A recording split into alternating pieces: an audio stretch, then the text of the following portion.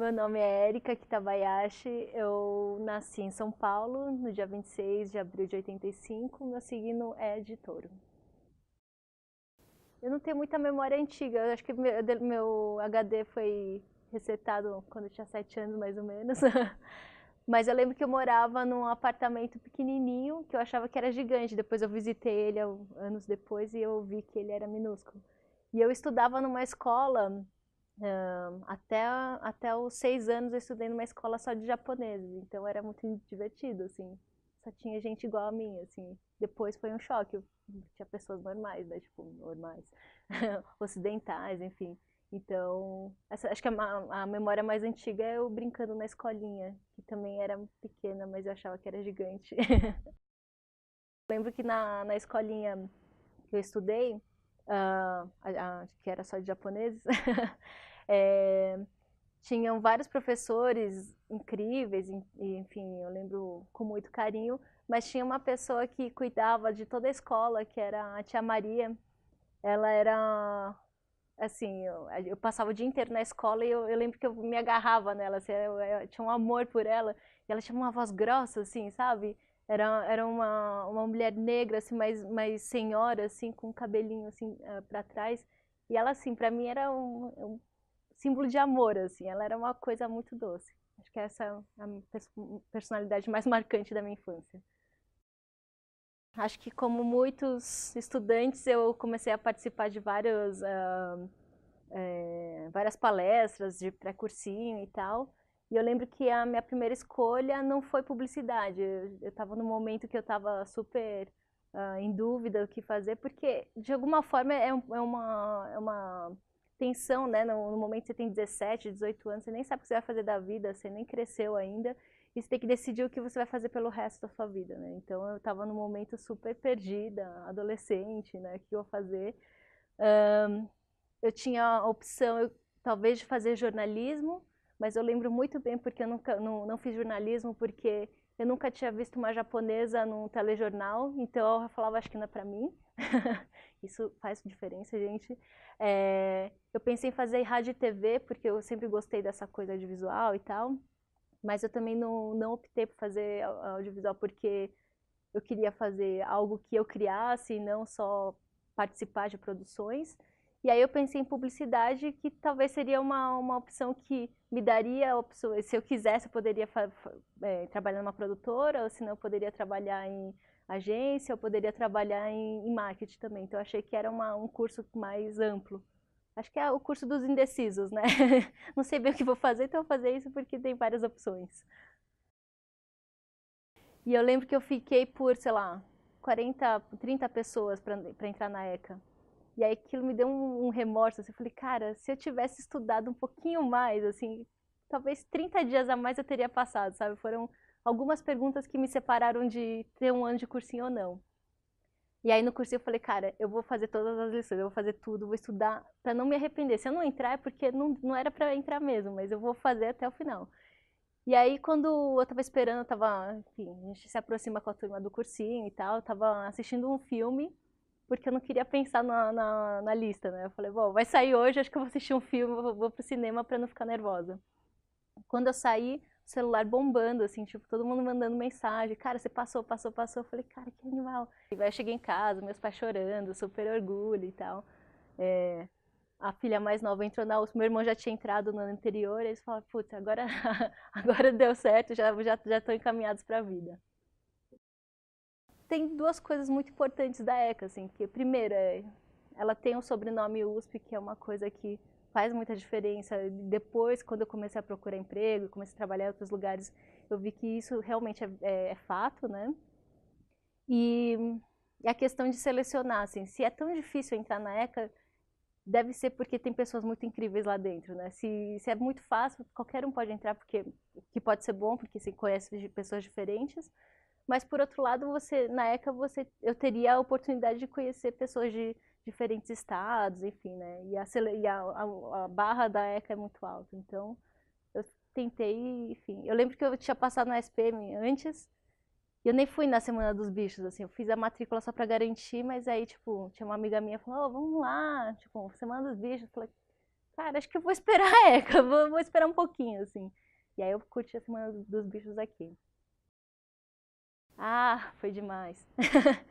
É que é muito engraçado, porque você chega meio alien, assim, né? Tipo, um lugar novo, nem sei onde que é, as pessoas falando em sigla, CRP, CJ, lá, aí você fica, o que é? Praça do Relógio. E aí tinha o kit, tipo, o passe pro circular, tipo, nem, não sei se hoje precisa pagar, mas não precisava pagar um circular, enfim, várias coisas. Eu lembro que eu tava super perdida, que eu não conhecia ninguém, né? Porque, sei lá, PP Matutina era 20 pessoas por sala. Não conhecia ninguém. E aí eu cheguei assim, tipo, né? O que tá acontecendo aqui? Mas foi muito legal, porque tudo que os veteranos fizeram, assim, fazem com que você comece a fazer parte de uma comunidade, né? Tanto os trotes, enfim, tem a palestra o que era? A palestra do cinema independente, que é demais, todo mundo tem que ir. Eu fiquei apavorada, falei, gente, tem que sair, quase assim, saída de emergência. Não, calma, calma, tá tudo bem.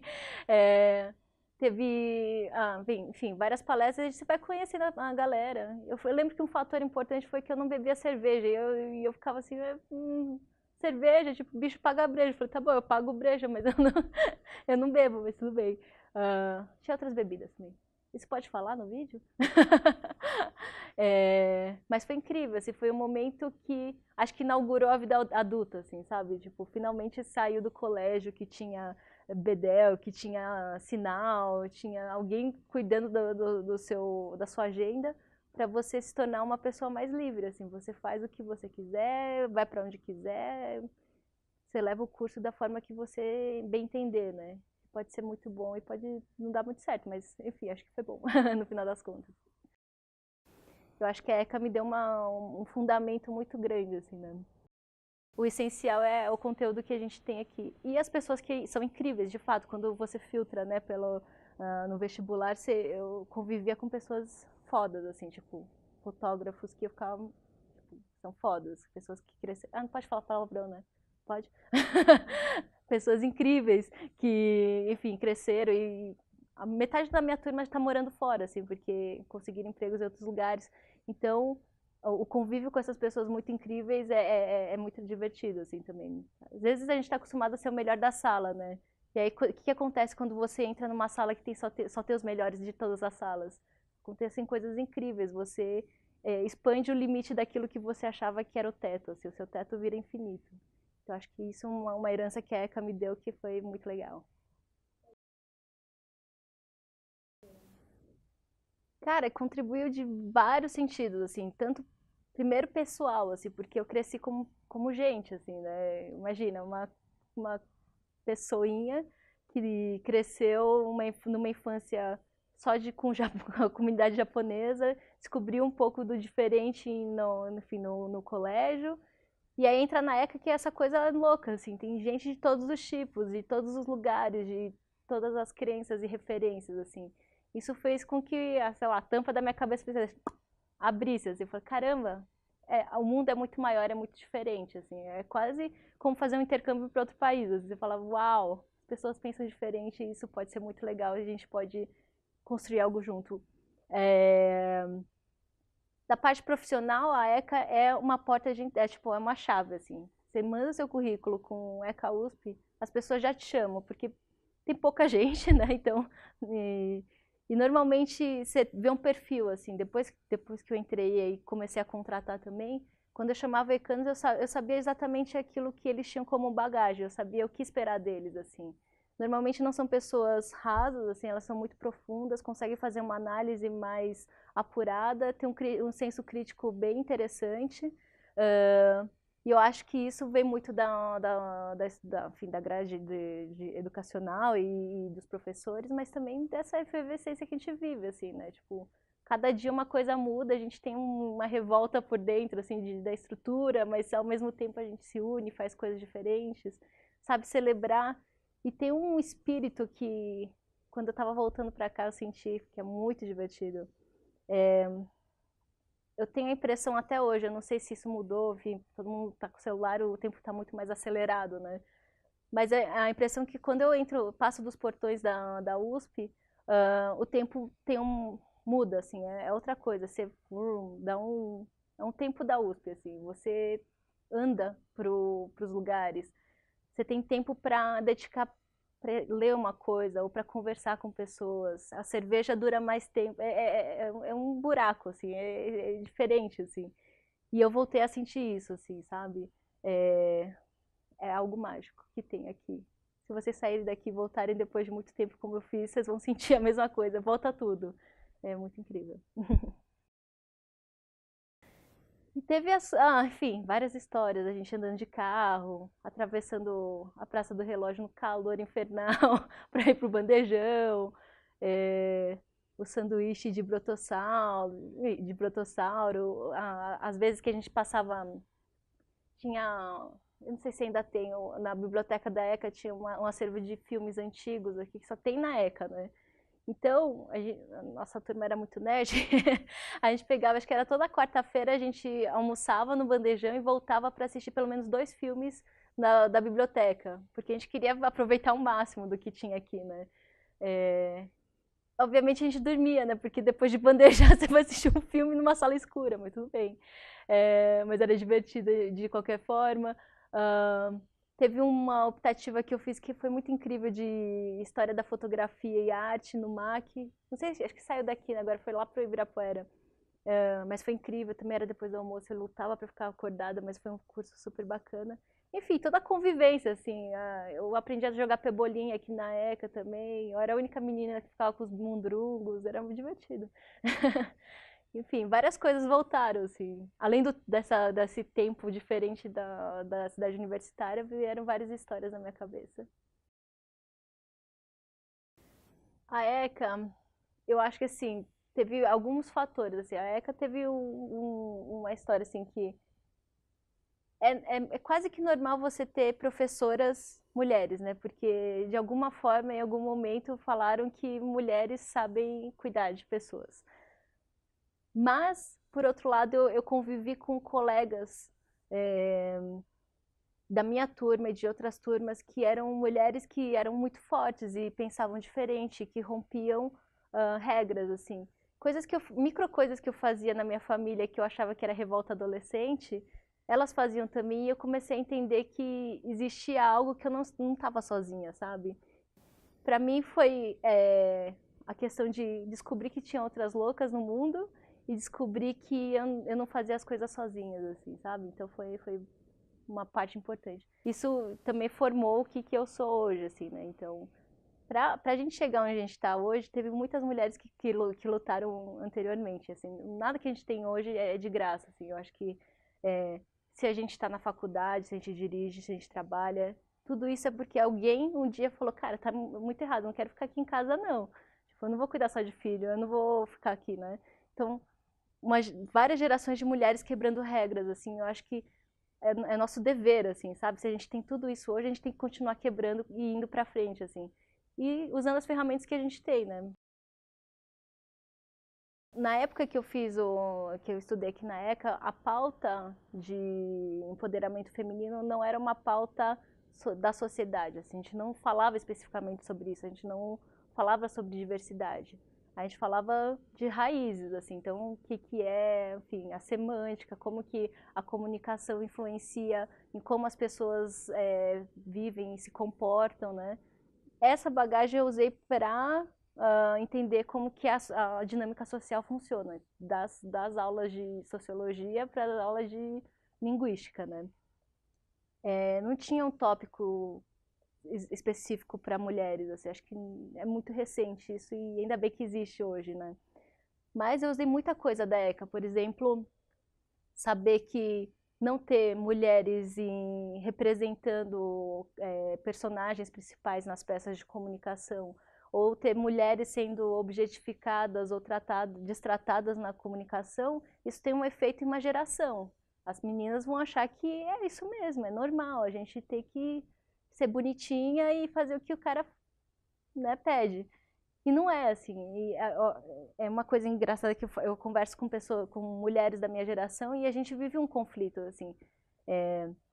A gente estudou muito, a gente conversou muito sobre o assunto e a gente consegue identificar quando existe um ato de machismo ou alguma coisa que nos difere da figura masculina ou porque você é mulher. Por outro lado, internamente, a gente sofre, porque fala, mas tudo bem, a gente poderia deixar, né? Tipo, não é tão grave. É grave, a gente não consegue ver que é grave, sabe? Então, a gente, é um trabalho de reconstrução, desconstrução e reconstrução, né? A ECA me deu a bagagem e a estrutura para isso, assim, sabe? Eu consigo entender, teoricamente, quais são os reflexos de uma comunicação. Acho que isso foi fundamental. Eu lembro de um cara que deu mais uma argumentação que falou assim, pensa lá atrás, no tempo das cavernas, a mulher gerava o filho e cuidava enquanto o homem ia caçar. Porque o homem tem uma estrutura mais forte. Ele quebrou a perna desse cara falando assim, cara, o que é força para você? O que é força? A mulher gera vida e gera alimento para essa vida. Você quer coisa mais forte do que isso? Você bater pedra, correr atrás de animal? Não tem nada mais poderoso que ser uma mulher, cara. Você gera vida. É isso, é autossuficiente. Quem disse que ela precisa do cara? É difícil você chegar num cargo de liderança. Quando eu fui mudar de gerente para diretora, todo mundo falou assim, mas é que você é muito fofa. Eu falei, foda-se, meu, eu tenho conteúdo, eu sei o que eu tô fazendo, eu tenho mais experiência do que qualquer um aqui. Não importa a minha cara, importa o que eu vou fazer por isso, né? Tem uma questão que, assim, me ajudou muito ser japonesa, porque todo mundo olha para japonesa e fala, ela é certinha, japinha, né, vai fazer tudo bonitinho, não vai, né, não vai sapatear aqui, vai, né. Por outro lado, eles acham que eu tenho que ser a pessoa tímida, que faz a servil, a geisha, né, e eu não acho que eu me encaixo 100% nessas definições. Então isso gera uma barreira. Como é que uma japonesa está em comunicação e vai liderar, vai falar em nome de uma marca ou de uma agência, né? Outra questão é ser mulher. De fato, quando eu comecei a trabalhar, tinham pouquíssimas mulheres em cargos de liderança que eu olhava para cima e falava, meu, um dia eu quero ser ela. Normalmente eram caras e eu não queria ser nenhum cara. Eu lembro que na época que eu estava no nível de gerência, eu não queria mais crescer. Eu falava assim, mas tá bom, já cheguei aqui, já sei fazer trabalho, já trabalho, gosto do meu trabalho, não quero mais crescer. Pra quê? Conseguir mais trabalho, mais dor de cabeça, né?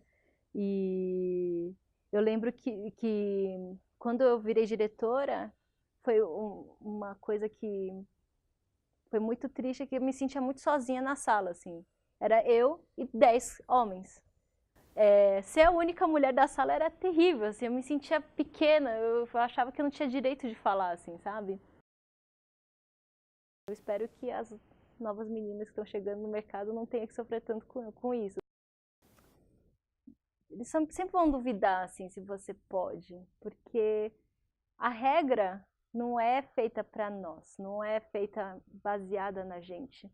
É sempre baseado no diferente, é sempre baseado no outro.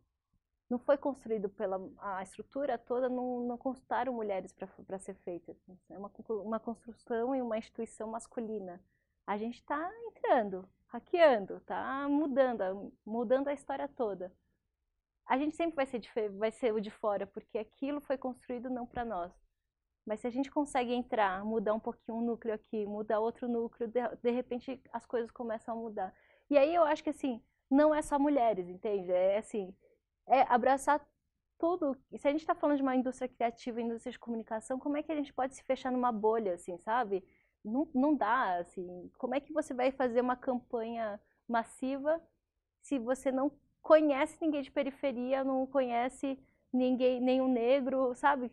Se você não conhece nenhum LGBT, nenhuma trans, e trans também é mulher, então ela também sofreu e também tem que estar no nosso balaio, assim, sabe? Todo mundo tem que estar meio junto.